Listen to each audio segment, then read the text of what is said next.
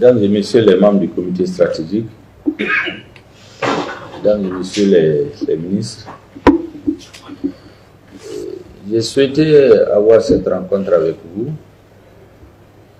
dans le cadre d'une série de rencontres que j'ai actuellement avec les partis et associations qui soutiennent la transition.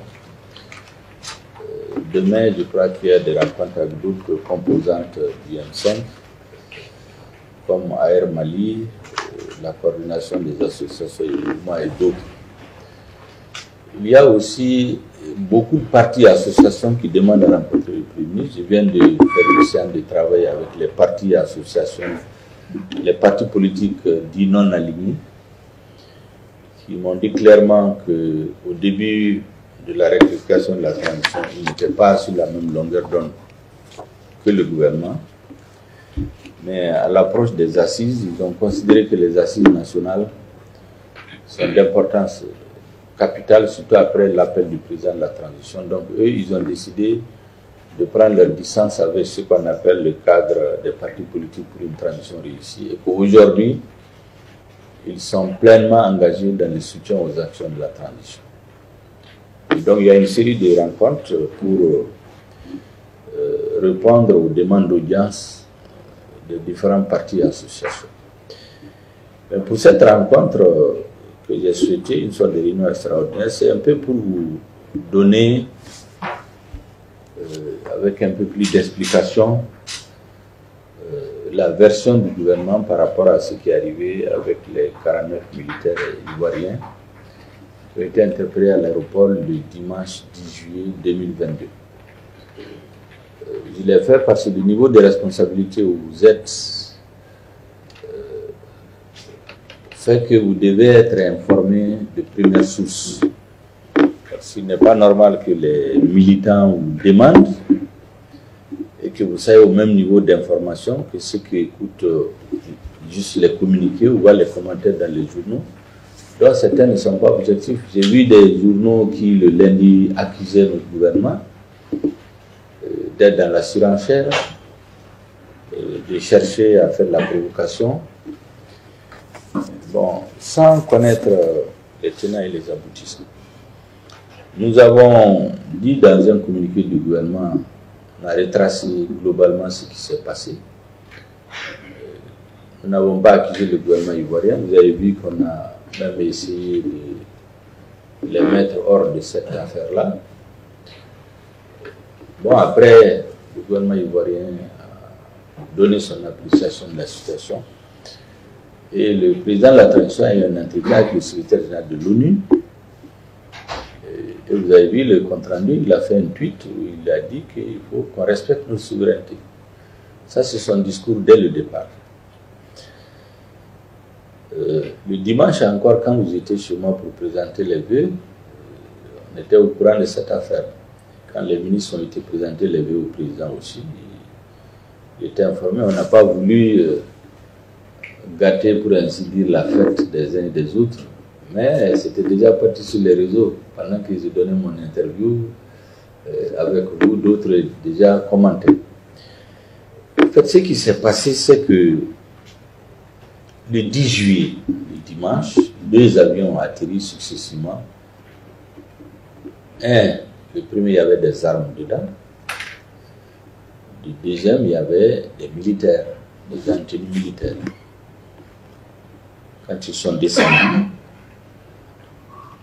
il leur a été demandé, et donc on a pris leur passeport et venu les donner aux policiers. Comme ils sont en tenue militaire, munissement, normalement ils mettent les cachets, ils passent. Cette fois-ci, les gens ont regardé les passeports. Ils ont dit, mais où est l'ordre de mission? Il n'y en avait pas. Il n'y avait pas d'ordre de mission. Et dans les passeports, vous avez vu les titres qu'on a trouvés. C'était des étudiants, des chauffeurs, des maçons, des mécaniciens, des vendeuses, des électriciens, des vichys, des peintres, etc. Donc à partir de ce moment, les services compétents de l'État sont rentrés en action pour chercher à s'informer. Le ministre de la Défense qui n'étaient pas informés, parce que normalement, quand les militaires vont en mission, leur ordre de mission est signé par le ministre de la Défense, pas quelqu'un d'autre. Donc notre ministre de la Défense a demandé à son homologue ivoirien, qui n'était pas au courant. Le chef d'état-major général des armées a demandé à son homologue ivoirien, qui disait qu'il n'était pas au courant, qu'il va s'informer, lui revenir. Le directeur du renseignement aussi a dit qu'il n'était pas au courant. À ce moment, on a fait remonter la question, est-ce que le président est au courant? Le président dit que lui aussi n'a pas été informé. Parce qu'on peut supposer qu'il y a des informations qu'il a, pour diverses raisons, il n'est pas obligé de donner à tout le monde, même au Premier ministre. Parce que chacun a le niveau d'information qu'il estime utile de donner ou non. Et donc, à ce moment, il y a une procédure qui a été déclenchée de vérification. Entre-temps, quand l'affaire a pris une certaine tournure, le président ivoirien l'a appelé. Quand il a expliqué au président ivoirien tout ce que je viens de vous dire, bon, il en a pris acte et puis ça s'est arrêté. Le lendemain, c'est le président sénégalais qui l'appelle.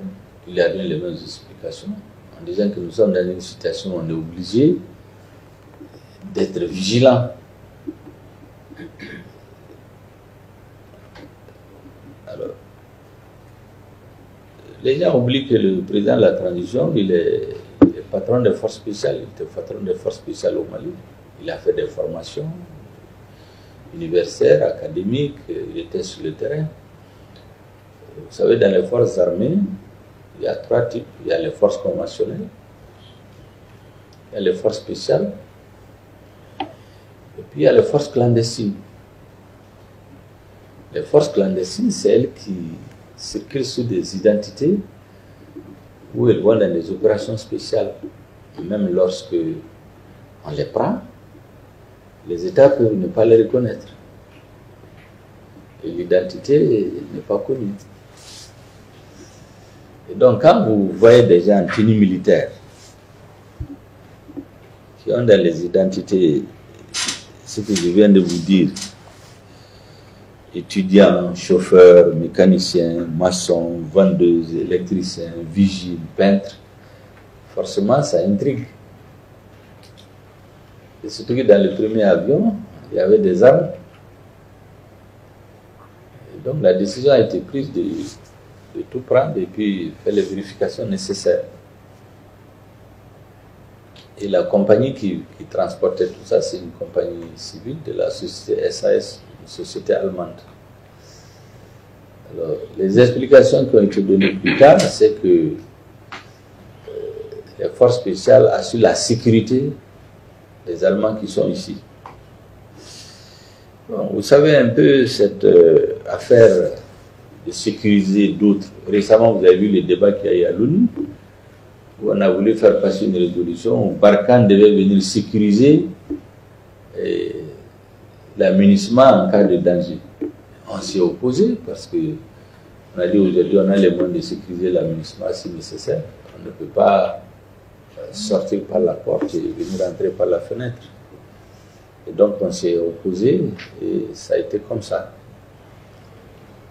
Vous avez les Danois qui devaient venir ici dans le cadre d'un accord entre le gouvernement du Mali et les pays partenaires depuis 2019, lequel accord dit aussi qu'ils peuvent venir. Mais le même accord dit que quand ils doivent venir, les règles d'engagement de leurs forces doivent être convenues avec l'État malien. Ils sont venus, il y avait des demandes du Danemark, du Portugal, de la Hongrie, d'un autre pays. On ne sait pas pourquoi les Danois sont venus sans attendre d'avoir le visa. Ils n'ont pas donné de visa. Et ils sont venus. Parce que je crois que c'est les Français qui leur ont dit de venir. Et quand on leur a dit de partir, il y a eu le même type de polémique. Ils ont dit non, c'est le gouvernement malien qui n'a pas raison. Et nous sommes revenus à la chaire pour leur dire de partir. Bon, je crois qu'au niveau de leur parlement là-bas, ils leur ont dit de rentrer. Ils sont rentrés. En tout cas, c'est à peu près la même situation. Ça se ressemble, quoi. Parce que, d'après les Ivoiriens, cette pratique est là depuis 2019. Sauf que les choses ont changé, les conditions de partenariat ont changé. À la tête du pays, on n'a pas les mêmes personnes. On ne peut pas venir faire ce qu'on veut. Si Takuba n'était pas parti, qu'est-ce qui allait arriver? Les pays allaient arriver un à un. On allait se retrouver pratiquement avec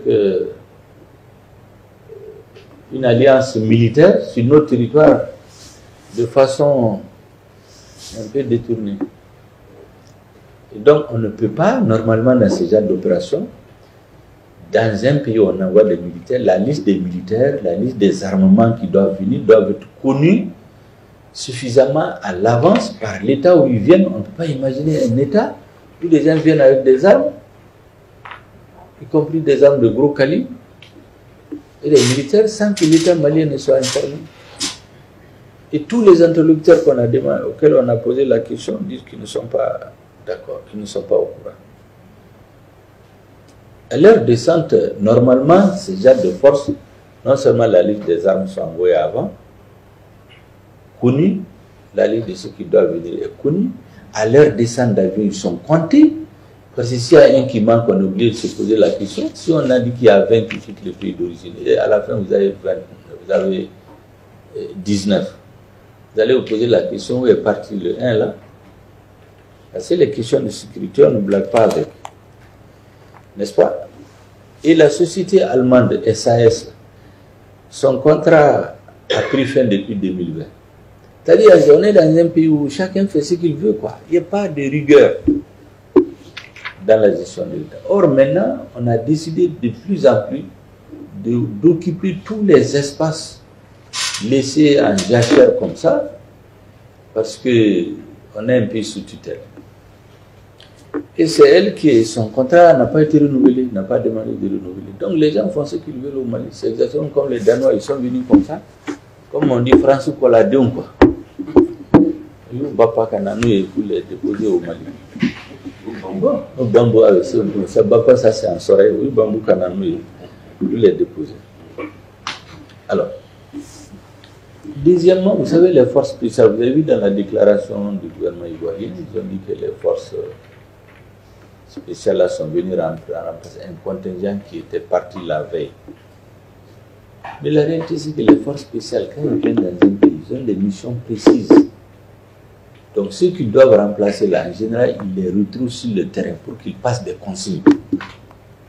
Sauf s'il y a des choses qu'ils ne veulent même pas.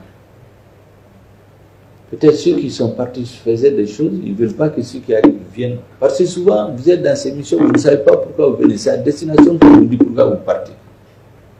Donc le fait même que ceux qui étaient là avant, qui devaient passer les consignes, leur expliquer ce qu'ils faisaient, les former un peu en quelques jours avant de partir, ils soient partis avant. Les nouveaux viennent. On dit que c'est les forces spéciales. Tout ça, ça a intrigué.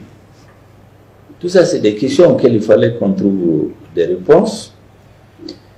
Et nous nous sommes dit qu'il n'y a rien à faire. Nous n'avons rien contre les Ivoiriens. Au contraire, au lendemain de l'embargo, quel intérêt nous avons à créer des problèmes?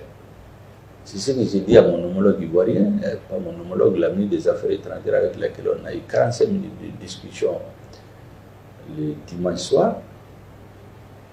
Le lundi, disons, et le mercredi, près d'une heure de discussion. Je discutais, mais quel intérêt nous avons? Aujourd'hui, au moment où l'embargo vient d'être levé, on a des tonnes et des tonnes des milliers de tonnes de coton au port, on a des camions chez eux. Quel intérêt? On a des engrais qui rentrent par la Côte d'Ivoire. Quel intérêt nous avons à créer un incident avec la Côte d'Ivoire? Pas plus qu'avec n'importe quel autre pays. Parce que nous ne sommes pas dans les luttes d'influence en dehors de notre pays. On cherche à sécuriser notre pays, à se faire respecter. Bon, malheureusement, je pense que ça a été pris, en tout cas tel que ça a été fait, il y a un problème. Soit quelque chose qu'on cache, soit ça n'a pas été fait avec professionnalisme, ou bien Saraka de Oubla. Je ne sais pas lequel c'est, parce que de toutes les façons, on ne peut pas comprendre, quoi. Parce qu'il n'y a pas de cohérence. Notre gouvernement n'est pas informé, il n'a pas la liste des armes, ni des militaires. On demande aucune autorité n'est informée de l'autre côté. Bon, ce n'est que avec un peu de retard qu'on a vu ce qui s'est passé. Tout cela montre quoi? Ça montre vraiment la vulnérabilité de notre pays. Parce que imaginez un peu, depuis quelque temps, on a interdit les manifestations publiques. Certains opposants ont pensé que c'est pour les empêcher de manifester. Non. Parce que maintenant, les terroristes, ils sont en débandade. Ils n'ont plus de sanctuaires où ils s'organisent, donc c'est par petits groupes, avec une certaine coordination et de complicité, bien sûr. Ils attaquent des villages, ils attaquent des gens, mais ce n'est plus la grande organisation d'avant, ils se dispersent partout. Bon, dans ces conditions-là, on a dit qu'il faut faire attention. Il y a même des ambassades, il y a quelque temps, qui ont dit qu'il faut faire attention. Il y a des actions qui peuvent aussi venir à Bamako. Vous avez dit, je ne vais pas les citer, vous les connaissez. Donc quand on a dit qu'on ne veut pas de manifestations, ce n'est pas par hasard, parce qu'on a des informations.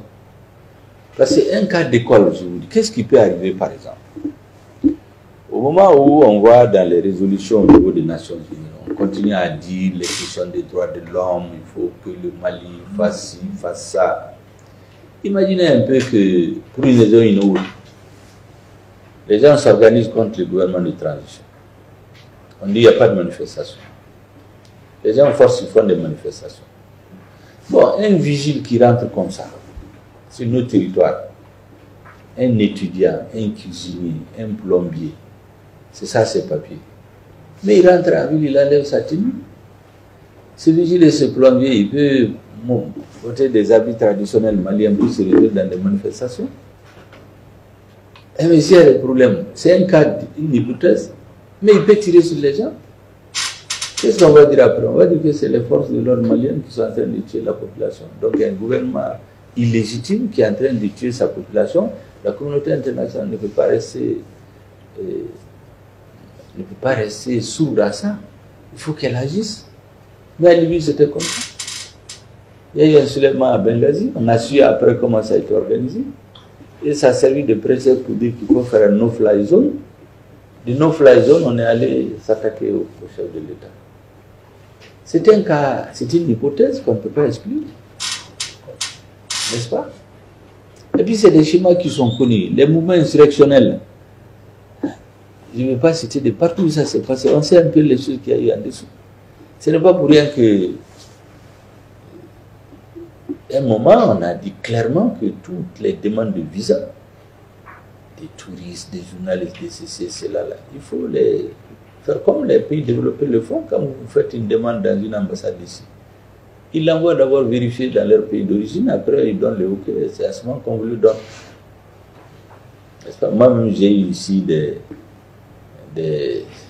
journalistes qui se sont retrouvés à l'aéroport en disant qu'ils sont venus à mon invitation. L'invitation du Premier ministre. Le ministre de la Sécurité les a laissés aller à l'hôtel, on a gardé l'œil sur eux. Et quand j'ai fait les vérifications, je n'avais invité personne.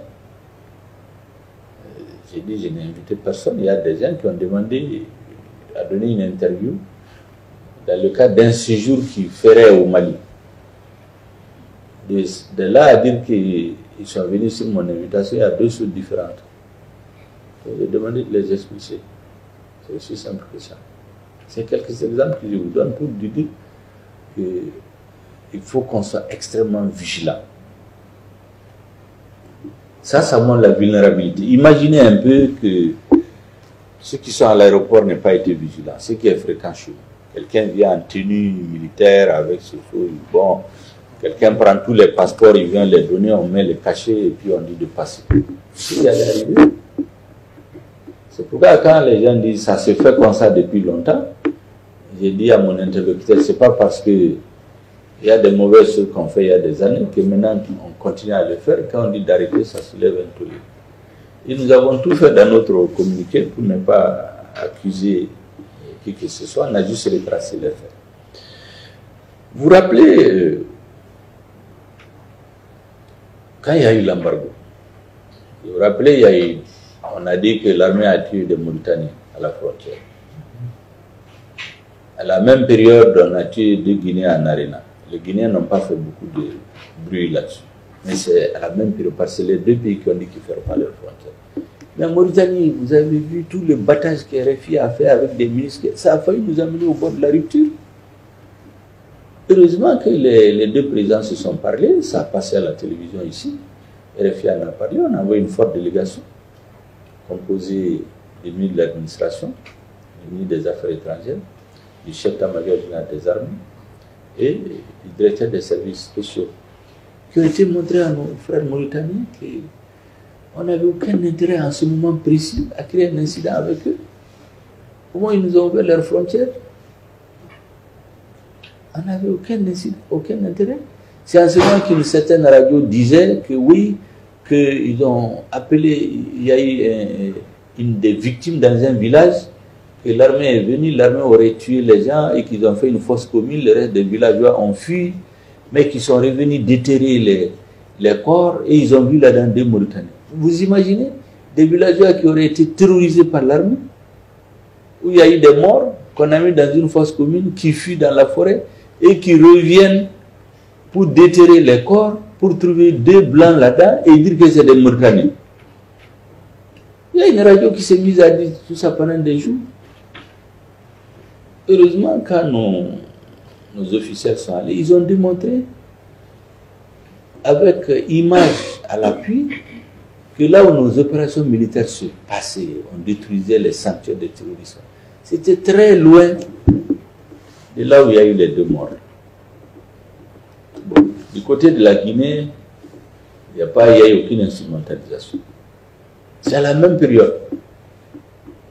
Pour vous dire les vulnérabilités auxquelles nous faisons face, et c'est pour cela que nous avons fait un communiqué assez documenté. Pratiquement, depuis le dimanche, nos équipes ont travaillé toute la journée. Malgré qu'il y avait les sambé, on ne disait rien à personne. Certains, quand ils ont vu sur les réseaux, ils ont paniqué le soir, ils sont venus me demander. Donc, je leur ai dit que je n'ai pas beaucoup d'informations. Personne, on a mis des équipes pour collecter tout ce qu'il y a comme information. Et on a fait un communiqué bien présenté par le porte-parole du gouvernement le soir du 11. Donc on a pris 24 heures vraiment pour faire des choses qui étaient irréfutables. On ne l'a pas fait dans la précipitation. Et nous avons dit que nous ne cherchons à provoquer personne. Mais notre sécurité n'est pas monnayable. Ce n'est pas possible. La sécurité du Mali, la dignité des Maliens, la souveraineté du Mali, nous ne le monnayons contre rien. Et nous voulons juste que nos partenaires nous comprennent. Quand on va finir de faire toutes les vérifications d'usage, on voulait nous mettre la pression, Ayoubla, Ayoubla. Bon, le président l'a dit à qui de droit, il l'a dit au secrétaire général de l'ONU. On ne s'acharne contre personne, mais on va faire les vérifications nécessaires. Et puis le président tirera les conséquences. C'est lui la seule autorité habilitée à dire qu'est-ce qu'on fait. Je sais qu'il n'est pas dans une logique de confrontation. Comme je dis, on n'y a aucun intérêt. Vous savez, comme le dirait l'autre en politique, la meilleure démarche pour sécuriser un pays, elle est d'abord diplomatique. Il faut faire la paix avec ses voisins. Ça, c'est les b.a.-ba de la diplomatie. Tout le monde sait que même quand les guerres commencent, elles finissent sur une table de négociation. Donc nous n'avons aucun intérêt à avoir des problèmes avec quelques voisins que ce soit. Mais nous sommes obligés d'être extrêmement vigilants sur notre sécurité pour que, de façon volontaire ou non, de façon officielle ou non, bon, on ne soit surpris ou que par procuration, on porte atteinte à notre sécurité. Et je pense que nous allons tirer les conséquences. Nous allons réorganiser toute la stratégie d'engagement des forces internationales sur notre territoire. Ça peut gêner des gens, mais on tire les leçons parce que chaque fois que quelque chose arrive, on ne tire pas la page comme ça. On tire les leçons en termes d'organisation, de réorganisation de nos services de renseignement, des pratiques, de nos relations avec nos partenaires. Voilà ce que je voulais vous expliquer. Je ne voulais pas que vous appreniez ces choses-là dans la rue, juste au niveau des réseaux sociaux, mais voici comment les choses se passent. tout ce qu'on a dit, c'est des faits avérés. La deuxième chose, nous n'avons aucun intérêt aujourd'hui à créer des situations de conflit avec nos voisins. La troisième chose, comme le président l'a dit au secrétaire général de l'ONU, il faut qu'on respecte notre souveraineté, notre dignité, notre sécurité. Et on ne peut pas, sous le couvert d'aider les Maliens à se sécuriser, créer des situations d'insécurité supplémentaires. Pour le reste, nos services compétents, aussi bien de renseignement que militaires et judiciaires, sont en train de travailler. Le moment venu, le président tirera les conséquences les plus idoines qui iront dans l'intérêt supérieur de notre pays. Voilà pourquoi je souhaitais vous rencontrer et vous donner les informations de première main. Nous travaillons à apaiser la situation, c'est pourquoi vous aurez remarqué qu'on ne parle pas. Et puis après le communiqué du 11, on n'a rien dit. C'est les autres qui parlent, ils communiquent. Le représentant de l'administration qui parle, après les rétropédales. Bon, des audios qui sont mis sur les réseaux, après on les retire. Donc tout ça, ça montre qu'il y a problème quelque part, à tout le monde. Et nous devons être vigilants parce qu'on ne peut pas jouer avec la sécurité des gens. C'est pourquoi je disais, je finis par ça, l'autre je disais, certainement c'était à votre réunion, à d'autres. Il dit la transition se trouve dans la situation d'un avion qui prend son envol. Il y a les zones de turbulence avant d'arriver à la vitesse de croisière. On savait qu'avant, il y en a qui s'opposaient aux réformes, qui s'opposaient à la lutte contre la corruption, qui s'opposaient à la lutte contre l'impunité, qui s'opposaient à la mise en œuvre d'un organe indépendant, qui s'opposaient à tout ce qu'on faisait, en disant il faut faire les élections, les élections. Donc on a tourné cette page depuis la levée de l'embargo. On se trouve comme un avion qui est arrivé à la vitesse de croisière. Bon, c'est quand on desserre les ceintures, les gens mangent, ils courent. Bon, c'est à ce moment qu'il peut y avoir des trous d'air brusques et des vents violents et qui peuvent nous perturber. C'est pourquoi il faut que tout le monde redouble de vigilance. Comme le dirait l'autre, c'était au Chimie, il dit les terrains les plus difficiles à arpenter, c'est les terrains plats. Parce que c'est là où tu penses qu'il n'y a rien et quelque chose peut surgir. Quand c'est accidenté, tu es vigilant, tu montes des montagnes, tu descends, mais quand c'est plat, tu penses que tout est bien et c'est là-bas que il peut surgir des choses que tu... Sinon, personne ne pensait qu'après l'embargo, tout le monde pensait qu'on allait être sur un fleuve tranquille. Et brusquement, on se retrouve avec une situation assez rocambolesque qui a pratiquement qui a perturbé tout le monde. Mais je dois dire qu'aujourd'hui, Dieu merci, depuis qu'on a reporté, bien avant, depuis qu'on a reporté la levée de l'embargo du 4 juin au 3 juillet, nous, notre analyse nous a conduit au fait que certainement quelque chose devait arriver avant le 3 juillet. Bon, ça devait être soit une déstabilisation des institutions, mais une crise politique. Heureusement que vous avez été extrêmement vigilant et sage avec l'incident arrivé à la suite du vote de la loi électorale. On n'est pas tombé dans le piège. Le président a pris une décision relativement sage par rapport au moment précis. Il est en 5 ans encaissé. C'est comme je dis toujours, nous on a une responsabilité particulière dans la réussite de la transition. Il y a beaucoup qui la soutiennent, mais on a une responsabilité particulière. Et l'étape suivante maintenant, je finis par ça, c'est que nous devons consolider ces acquis, aller vers les autres. Parce que comme je dis, les forces du changement doivent créer un mouvement d'ensemble. Je ne connais pas la forme, mais qui va rendre le processus de changement irréversible. Irréversible. Les autres ont commencé, vous avez vu, dès que la loi électorale a été votée, ils ont applaudi des deux mains. Maintenant, ils sont à l'intérieur du pays. Vous voyez à la télé maintenant, tous les partis qui s'étaient opposés à la transition et qui ont applaudi le vote de la loi électorale, depuis 2 ans, ils sont tous à l'intérieur du pays. Pour eux, bon, la bataille est gagnée. Et donc, il faut se réorganiser, se mobiliser. Moi, je suis à la télé, je vois beaucoup de partis maintenant qui tournent à l'intérieur. Ce n'est pas par hasard. Voilà ce que je voulais vous dire. Et avant de vous passer la parole, peut-être 2 ou 3 questions. Donc, on lève la séance. Sinon, je voulais juste vous informer de cette citation. Merci bien, M. le Président. En général, c'est tout de défendre leurs citoyens. Même quand ils n'ont pas raison. Je pense que c'est des déclarations de principe, quoi. Comme c'est une société allemande, on l'a pratiquement renvoyé. Et les Ivoiriens là étaient censés sécuriser les Allemands qui sont là. Bon, à partir du moment où les Ivoiriens ont parlé, il fallait qu'ils disent quelque chose. Moi, je me dis que c'est des déclarations de principe. Sinon, eux-mêmes, ils savent que chez eux, ils n'auraient pas accepté. Je vous dis que la société là, son contrat est terminé depuis 2020.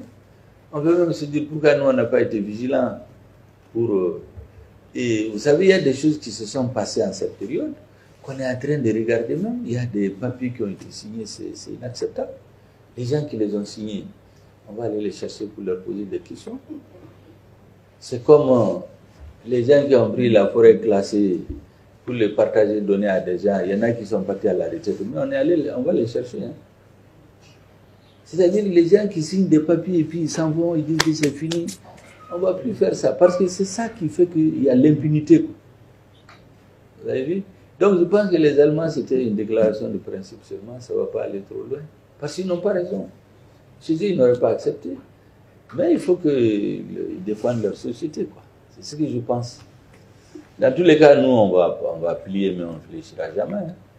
Sur les questions sécuritaires, le président a été très ferme. Tous les chefs d'État qui l'ont appelé, le secrétaire général de l'ONU, il leur a dit on n'est contre personne, mais il y a une procédure qui est enclenchée, même le président ne peut pas l'arrêter.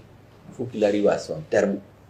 Une fois qu'il arrive à son terme, en ce moment, les conclusions sont renvoyées au président qui tire les conséquences. Mais pas avant. Sinon, on a eu toutes sortes de pressions pour bâcler, ou blaoukata. On n'est pas dans ça. Donc, notre chance, c'est qu'on a la vérité de notre côté, quoi. Jusqu'à présent. Et les Ivoiriens aussi, je pense qu'ils se défendent comme ils peuvent. Mais quand je vois les communiqués, le ton est relativement mesuré. Pas un ton agressif, quoi. Je pense que des deux côtés, il y a cette volonté de ne pas aller trop loin. Bon. Parce que si on creuse trop loin, c'est pas bon peut-être pour les uns et les autres. Et puis bon, chaque État essaie de se défendre. Bon, ce qui a été dit sur eux aussi. Il fallait bien qu'ils se défendent s'ils se taisaient. Donc moi, je comprends bien, sans dire qu'ils ont raison. Quelqu'un a attiré mon attention que la réaction de l'Allemagne là est sur les réseaux. Nous, ce qu'on a décidé, notre ministre des Affaires étrangères est dans une mission particulière aujourd'hui avec le ministre des Finances. Ils vont rentrer. Nous allons mettre une équipe pour voir tous les contours qui encadrent la présence des forces internationales sur notre territoire. Tous les aspects vont être minutieusement étudiés et nous allons revenir vers nos partenaires avec des propositions d'encadrement strict de la présence des mouvements, des actions des forces internationales sur nos territoires. Si tant il est vrai qu'elles sont là pour nous aider. Parce qu'avant, il y avait beaucoup de laisser-aller. Il y a des accords qui sont signés en dehors de l'État malien. Par exemple, quand récemment les Français partis par la porte à leur demande, c'est ceux qui ont dit qu'ils partent. C'est important de rappeler ça. C'est ceux qui ont dit qu'ils partent. Et nous, on leur a dit de partir. Après, ils voulaient venir rentrer par la fenêtre pour dire que, au cas où l'aménagement est en danger, ils doivent les sécuriser. En fait, il y avait un support. Parce qu'il y avait un accord qu'ils avaient signé avec l'aménagement en dehors du gouvernement malien, en 2013, je crois, en 2016, qui leur donnait la possibilité, sinon l'obligation, de défendre l'aménagement en cas de danger. Mais le gouvernement n'était pas au courant. Mais c'est que nous avons opposé à ça. Nous avons dit qu'en ce moment, ils avaient une base légale pour exister ici. Aujourd'hui, ils n'existent pas.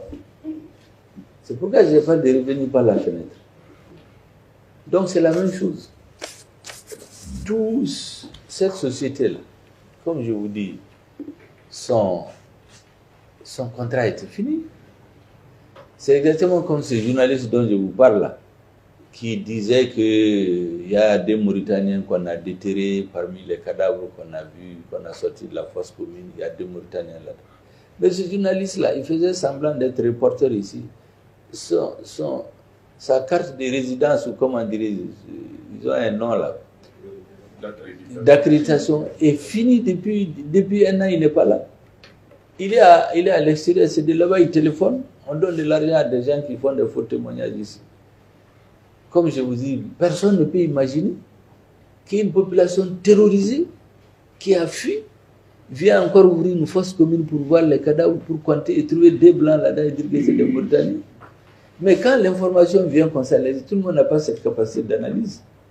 Mais c'était fait pour envenimer la situation chez les Mauritaniens contre nous et aller dans des blocages. Donc, effectivement, les Allemands ont parlé, mais je ne crois pas qu'ils aillent plus loin. Parce que je pense que les Syriens avec lesquels nous traitons ces questions doivent les amener à nous respecter. Parce qu'on n'est pas dans l'excès, on n'est pas dans l'infectif, on n'injure personne, mais on est extrêmement vigilant.